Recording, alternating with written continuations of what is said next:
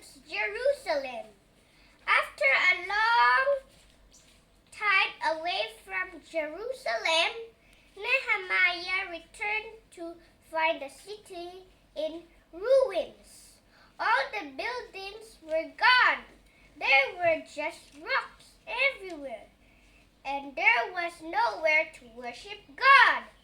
Nehemiah decided that the people needed to be encouraged, so he gathered them together and told them stories of God's love. This made the people happy. Nehemiah told them they needed to rebuild the holy city. The people began to rebuild. As soon the city was as glorious as before.